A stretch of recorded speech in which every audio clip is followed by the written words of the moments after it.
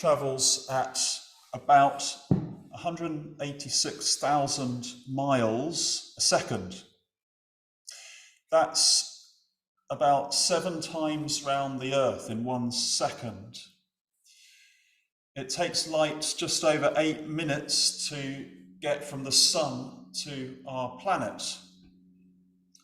And then a staggering 4.3 years to get from the next nearest star to our planet. But if you thought that was a long way, it would take 100,000 years to cross our galaxy, traveling at the speed of light, 100,000 years. And then 2 million years to reach the next closest galaxy. And then when you've traveled that far, you've just begun to explore our universe.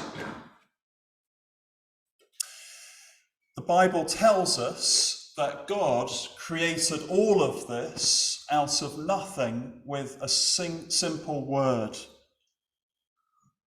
And the Bible tells us that the Lord God marks out the heavens with the breadth of his hand. We've got that children's song that you might have sung many times as a child. He's got the whole world in his hand. You know that song? But not just the whole world, he's got the whole universe in his hand.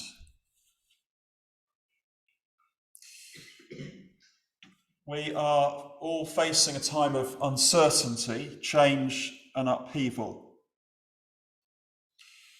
Some of us like such times as these. Most of us don't. Some of us cope reasonably well and are coping reasonably well. Some of us may feel our foot is slipping.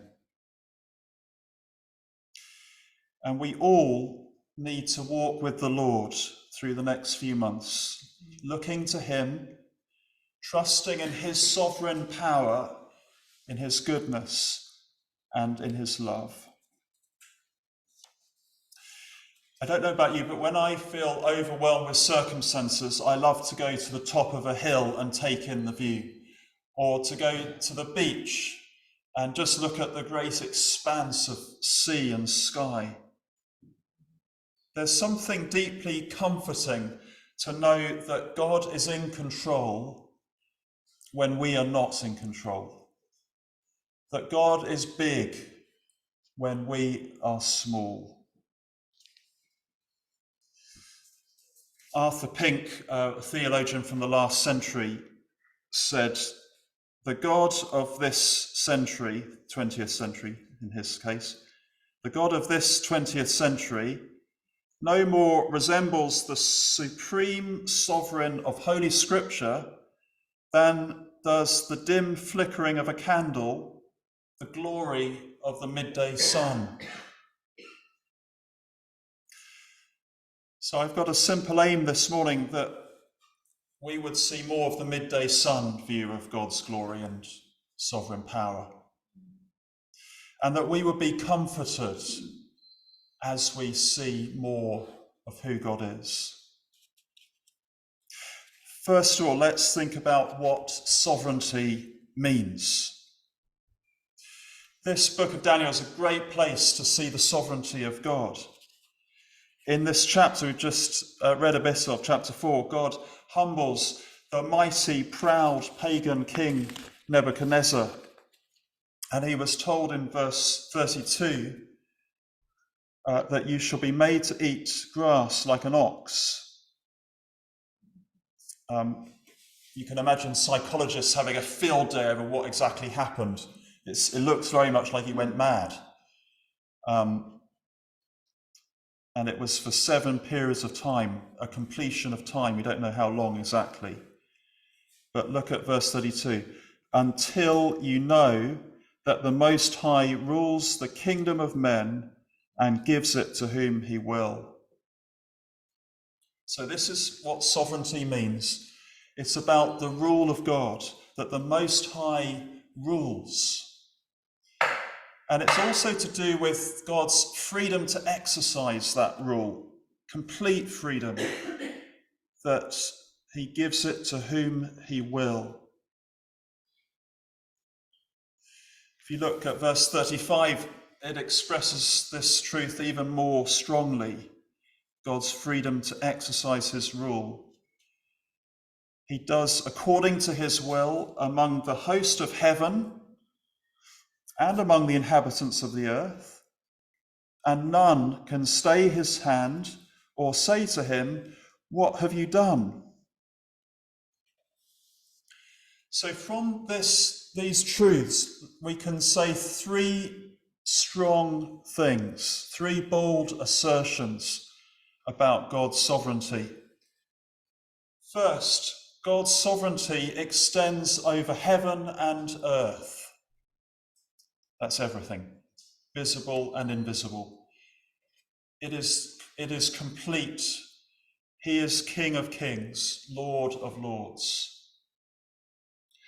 Secondly, God's sovereignty means absolute authority, not just complete area and dominion, but absolute in its quality.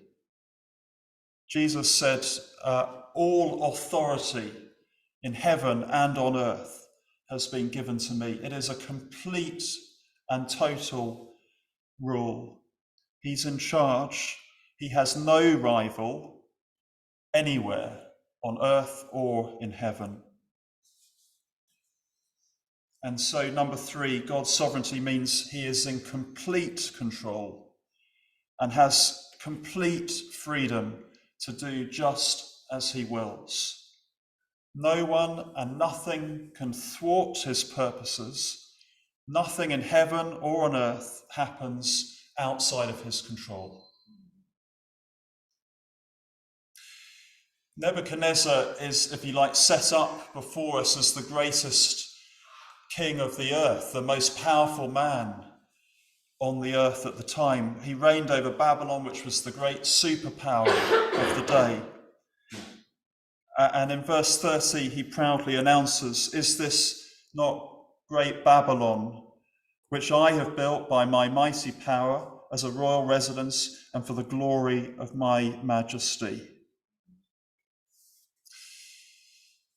And then, in a simple word, it all comes crashing down. A word from heaven to this mighty man, verse 31, "O King of Nebuchadnezzar, to you it is spoken, the kingdom has departed from you." And verse 33, that word is immediately fulfilled. One moment, Nebuchadnezzar is on the top of the world. The next, he's driven away and becomes like an animal. And then the Lord restores him. And we get this great song of praise coming from his humbled heart. Verse 34. And just imagine, this is a bit like someone like President Putin.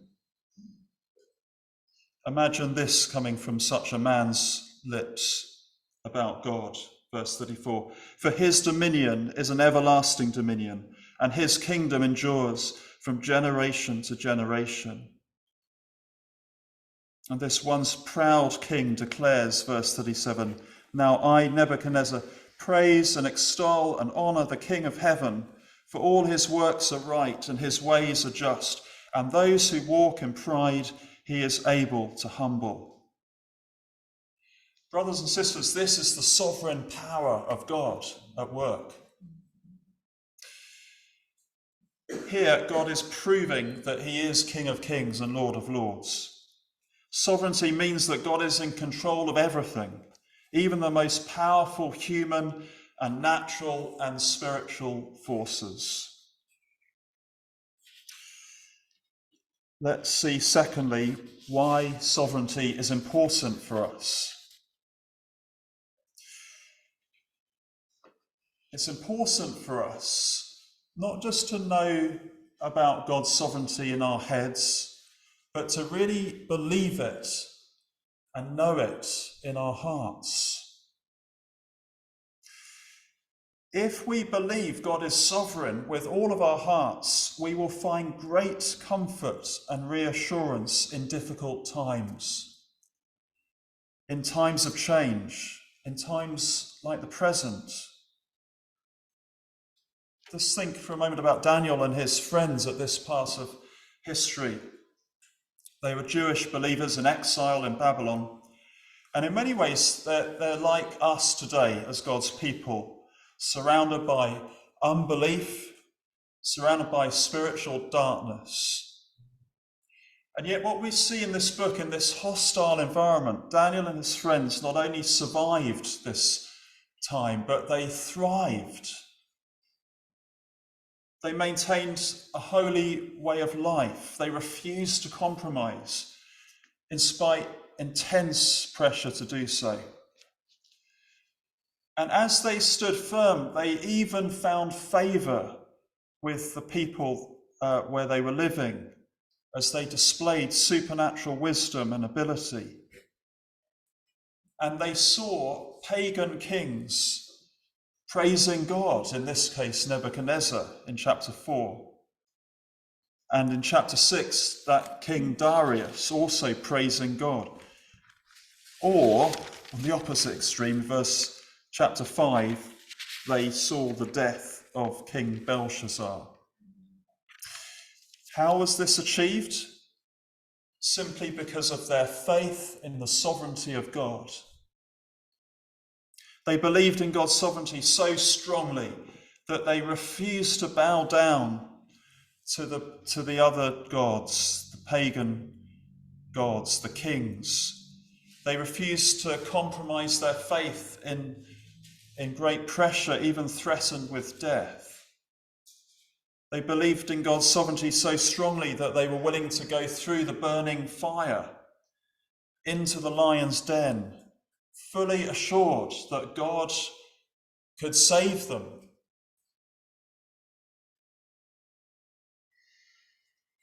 And so what we're seeing is they believed in the sovereignty of God, not just in their heads, but with all of their hearts.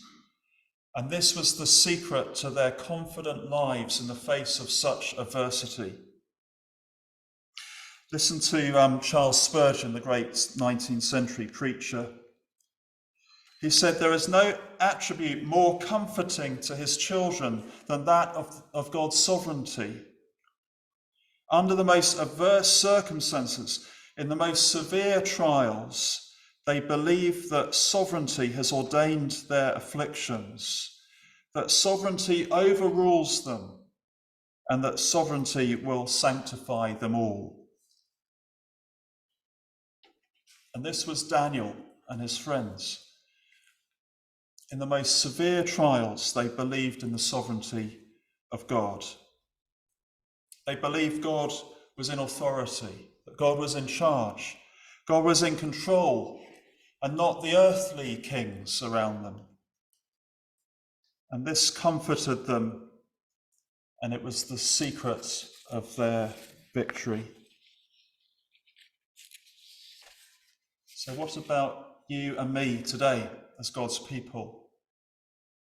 In our present time of uncertainty, upheaval, will we put our trust in the God who is sovereign?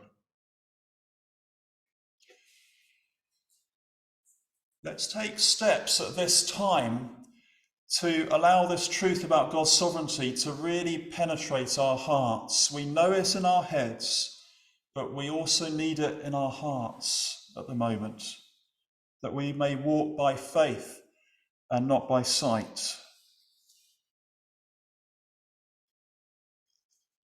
Let's keep our eyes fixed on the Lord Jesus Christ in prayer and in his word. And let's encourage each other to be looking to Jesus at this time. Robert Murray McShane, the saintly Scottish preacher, said, "We need to live in daily consideration of the greatness and glory of Jesus." We need to live in daily consideration of the greatness and glory of Jesus. This is the way And the only way to walk by faith, to walk with assurance, to walk with confidence through any trial that we face. And then finally, let's consider the threat to sovereignty. There's one thing above all else that threatens a healthy, strong faith in the sovereignty of God, and it is simply the presence of evil, the presence of suffering in this world, the presence of darkness in our lives. This reality of evil constantly threatens to undermine our belief that God is sovereign, that he is in control, that he is in charge of the universe he's made. And we easily ask the question, how can God be in control of the world? How can God be in control of my life when things seem chaotic, out of control? How can a good God be in charge when evil seems to have the upper hand? And it's as if the constant reality of evil chips away, or can do, at our faith in the sovereignty of God. And we're particularly tested when evil seems to flood us, overwhelm us, where darkness comes in like a flood and seems to shout loudly and proudly, "Your God does not reign." And this may be a temptation for us at the moment, in a time of uncertainty and change. Now, I can't give all the answers. No one knows exactly all the mysteries of why evil exists and why God allows suffering. I can't pretend to understand how God can give freedom to his creatures and yet still be sovereign over their decisions. These are things that are beyond us, and they call us to still trust in our God. Even when we don't understand, even when evil seems to have the upper hand, it's a call to keep our hand in the Lord's, to keep our eyes fixed on him, to keep believing he is sovereign, despite what circumstances look like. The Lord has made it so clear to us in his word that he is in charge, he is in control in everything, in every detail of our lives, in every detail of the whole universe. He is in charge. And he calls us to hold on to this truth when everything else seems to contradict it.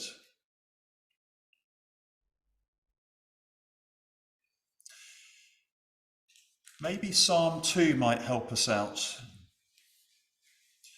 You see, the reality is that the presence and power of evil, although immense to us, is pathetically small to God. Do you know Psalm 2? Psalm 2 pictures the wicked nations and rulers of this earth joining forces and coming against the Lord God. So we might imagine the power and might of vast armies across the world. And remember today, this isn't just swords and spears, this is nuclear weapons. So we can imagine the powers of China and Russia and America and all the nuclear arsenals of the world coming together. We can imagine all the demonic forces of hell joining with them in opposition to God. And what does God think as he sees this onslaught, this power and might? Does he feel in danger? Does he feel threatened? Does he feel anxious in any way?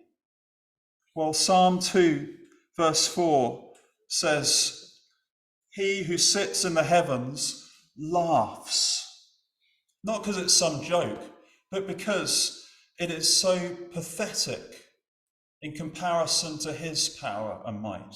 He laughs. The Lord holds them in derision.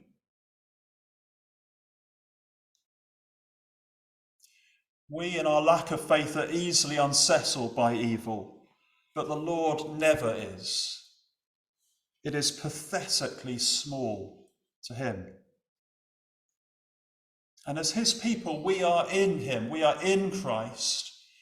And so the more we sense where we are in Christ, the more we can look at evil and see it is pathetically small to God and to us, because we're in Christ.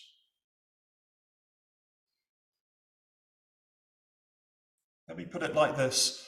The presence of evil can no more destroy the sovereignty of God than a cloud can destroy the light of the sun. God will always be sovereign, no matter how dark the clouds of evil become in our lives or in the world as a whole. You see, what the presence of evil can do for us is obscure the sovereignty of God, like a cloud can obscure the sun from us. But it doesn't touch the sun itself. The presence of evil doesn't touch the sovereignty of God. It just changes how we perceive it. And so here's the great thing for us to do. When evil clouds descend and come over and obscure our view of the Lord, there's a way of rising above those clouds.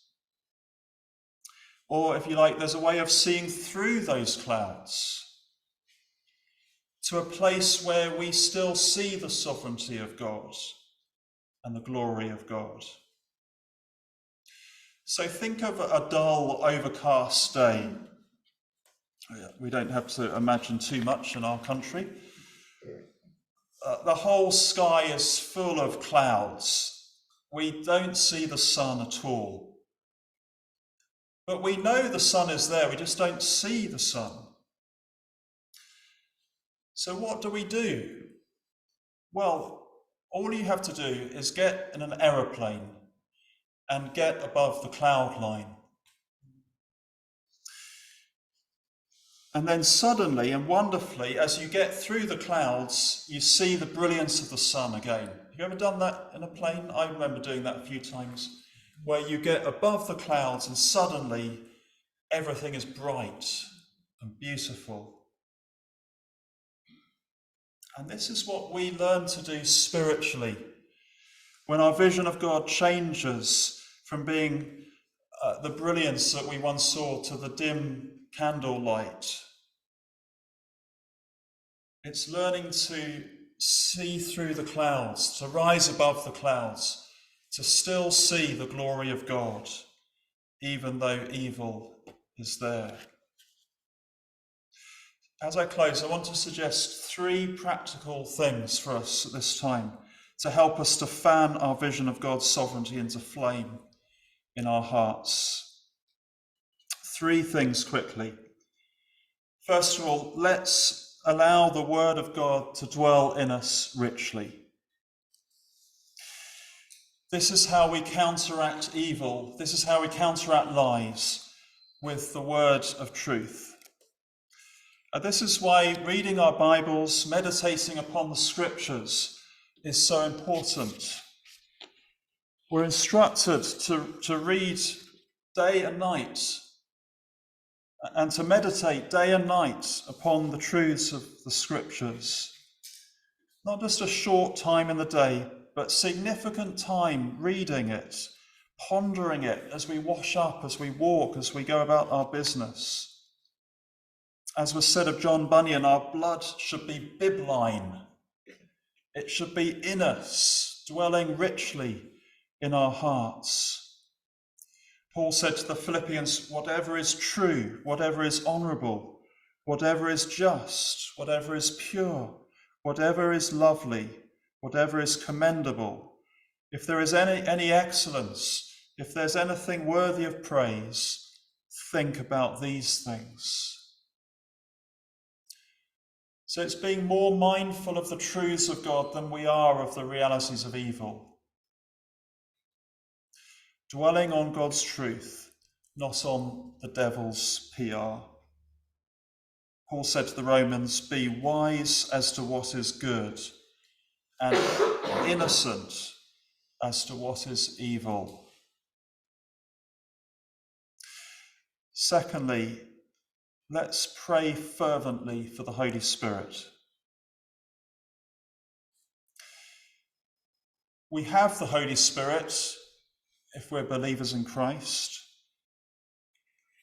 but the New Testament calls us to go on praying for a deeper, richer, fuller experience of God's Spirit within our lives. Because it's only by the power of the Spirit that the truths of the Bible can penetrate deeply into our hearts and lift us above the clouds into the glorious presence of God.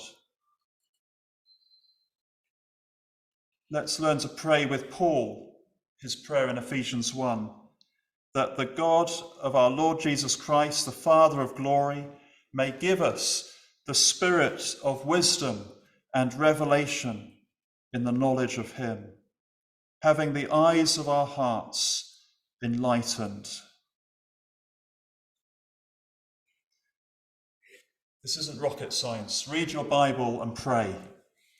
And thirdly, finally, let's encourage each other. We're here for each other.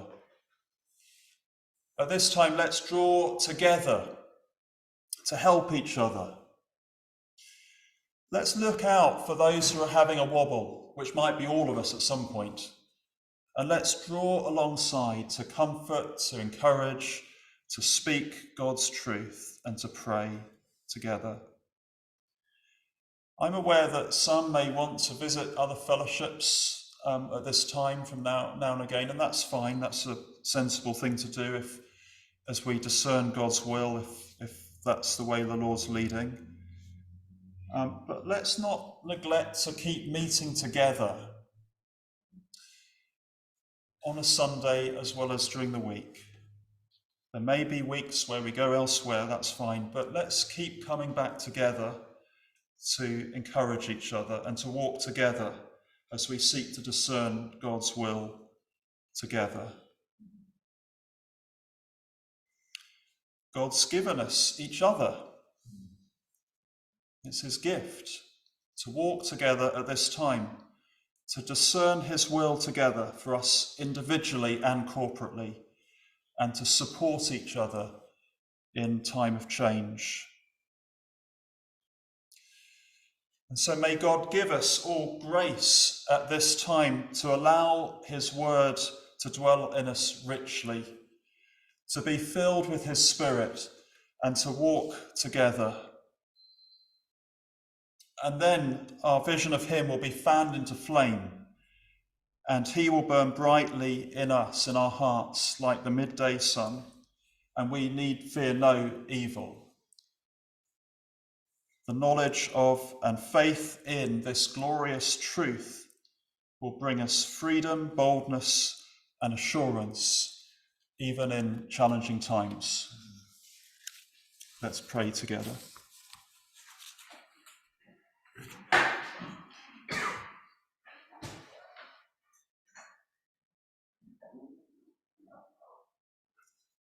Father, we do praise you for your sovereignty. We do praise you that you rule heaven and earth. We do praise you that you are in control of everything. And we praise you that you are good to us, and that you know and you have a plan for each of us and for our fellowship here. And our prayer this morning is simply, help us to believe. We do believe, Lord, help our unbelief, and help us to encourage each other, to walk together, and to know the peace and comfort of your nearness at this time. For your great glory and majesty we pray. Amen.